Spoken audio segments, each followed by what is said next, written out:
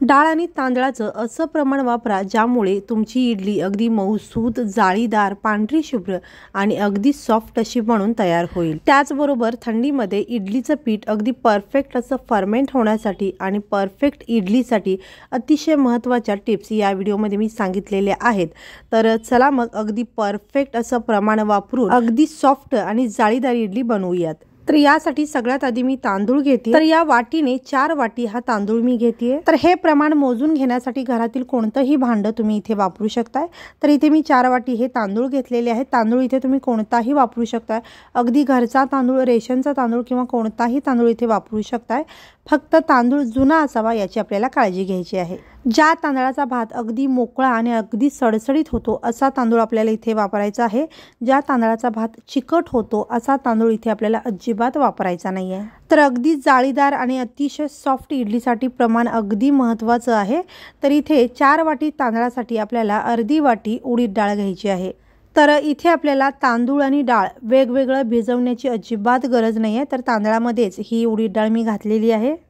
तर आता याच्यामध्ये 1 चमचाभर आपल्याला मेथीचे दाणे घालायचे आहेत आणि हे सगळं साहित्य व्यवस्थित आपल्याला 2 ते 3 पाण्याने स्वच्छ असं धुवून घ्यायचं आहे। तर हे सगळंच साहित्य मी 3 पाण्याने स्वच्छ धुवून घेतलेलं आहे आणि आता यामध्ये पाणी घालते। तर हे तांदूळ डाळ बुडून वरती अगदी 1 ते 2 इंच पाणी राहील इतकं पाणी आपल्याला यामध्ये घालायचं आहे आणि आता याच्यावरती झाकण लावून हे भिजण्यासाठी ठेवून द्यायचं आहे। तर हे डाळ आणि तांदूळ आपण 4 ते 5 तास भिजवून घेणार आहोत। साधारण डाळ तांदूळ भिजवून 5 तास होत आलेले आहेत। आपल्याला ते डाळ तांदूळ वाटून घ्यायचे आहेत, पण ते वाटण्यापूर्वी त्यामध्ये आपल्याला एक अतिशय महत्त्वाची गोष्ट घालायची आहे, ती म्हणजे हे पोहे। तर इथे मी अर्धी वाटी हे पोहे घेतलेले आहेत। तर जेवढी आपण उडदाची डाळ घेतलेली आहे तेवढेच आपल्याला पोहे घ्यायचे आहेत। तर हे पोहे 1 ते 2 पाण्याने स्वच्छ धुवून घ्यायचे आहेत आणि यामध्ये पाणी घालून साधारण 10 मिनिटासाठी आपल्याला हे बाजूला ठेवून द्यायचं आहे। तर अशा पद्धतीने इडलीच्या बॅटरमध्ये हे पोहे वापरल्यामुळे आपली इडली अगदी सॉफ्ट आणि मस्त जाळीदार अशी बनून तयार होते। 10 मिनिटानंतर या पोह्यातील पाणी सगळं मी काढून घेतलेलं आहे आणि हे आपले डाळ तांदूळ सुद्धा अगदी छान असे भिजलेले आहेत।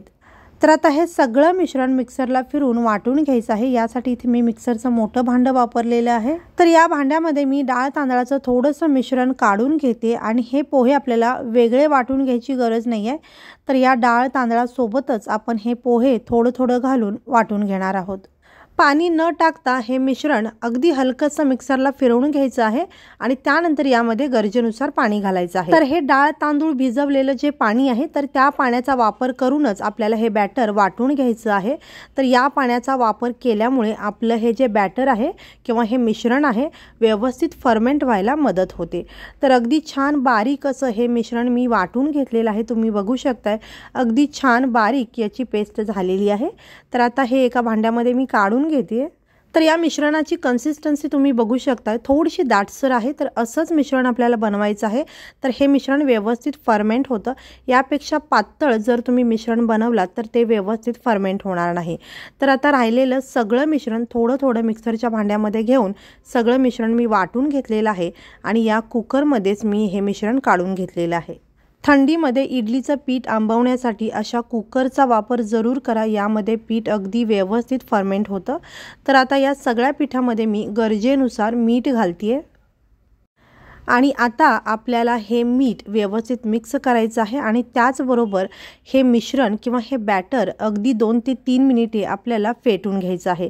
तर इथे पळीने हे मिश्रण मी फेटून घेणार आहे। तुम्ही हवं तर हाताच्या साहाय्याने हे मिश्रण छान असं 2 ते 3 मिनिटे फेटून घेतला तरी चालू शकतं।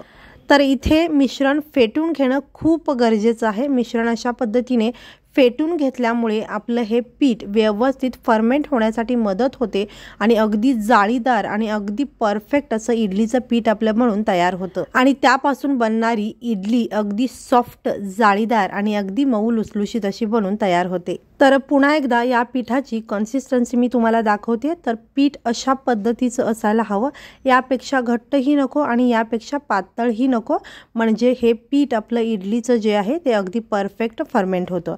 तर आता या कुकरमध्ये मी अर्धच पीठ ठेवणार आहे, कारण हे पीठ फर्मेंट झाल्यानंतर किंवा छान फुलून आल्यानंतर यामध्ये जागा शिल्लक राहिली पाहिजे। तर यासाठी याच्यातील अर्ध पीठ मी दुसऱ्या भांड्यामध्ये काढून ते ठेवून देते आणि या कुकरमध्ये आता मी अर्ध कुकर हे मिश्रण ठेवलेलं आहे। पुन्हा एकदा 1 मिनिटभर हे मिश्रण मी एकाच दिशेने छान असं फेटून घेतलेलं आहे आणि आता हे पीठ आपण फर्मेंट करण्यासाठी ठेवणार आहोत।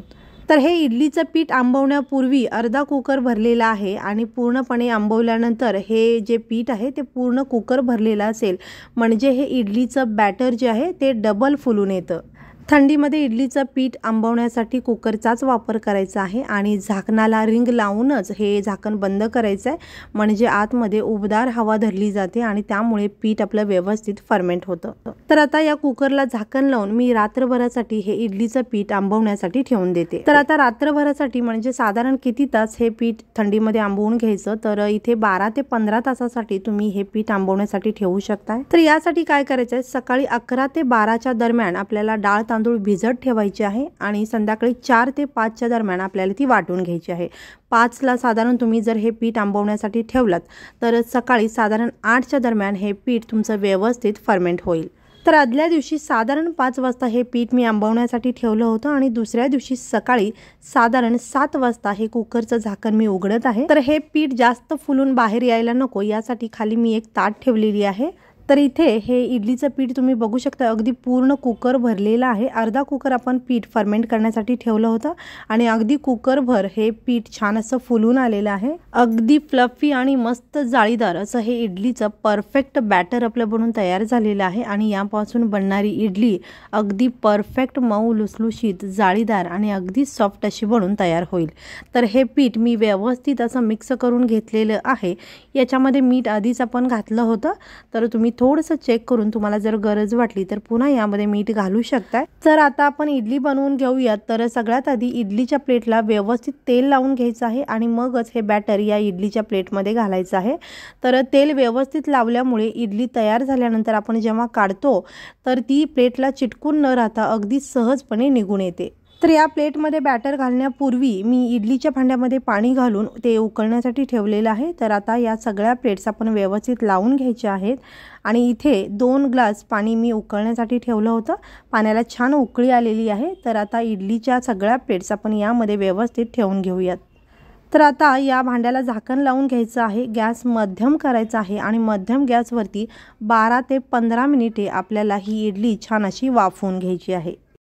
मध्यम गॅसवरती साधारण 15 मिनिटानंतर मी झाकण काढलेलं आहे। इडली बघू शकता तुम्ही छान अशी फुलून आलेली आहे।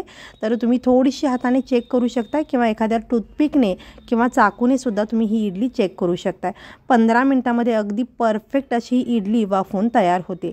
तर या सगळ्या इडलीच्या प्लेट्स मी काढून घेतलेल्या आहेत आणि अगदी हलकंसं याला थंड करून घ्यायचं आहे, मगच इडली आपण या प्लेटमधून बाहेर काढायची आहे।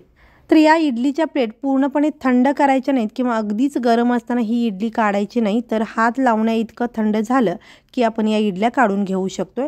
तर इथे तुम्ही बघू शकता इडलीच्या प्लेटला व्यवस्थित तेल जर तुम्ही लावून घेतलात तर इडली अजिबात या प्लेटला चिटकत नाही, अगदी व्यवस्थित इडली निघून येते। बघू शकता तुम्ही अगदी सहज आणि व्यवस्थित या इडल्या निघत आहेत।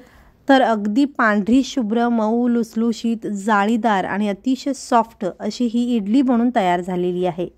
तर इथे एक इडली तुम्हाला मी जवळून दाखवते। तर इथे तुम्ही बघू शकता अगदी जाळीदार अगदी हलकी फुलकी ही इडली तयार झालेली आहे आणि अतिशय फ्लफी अगदी कापसासारखी अशी ही इडली आपली बनून तयार झाली आहे।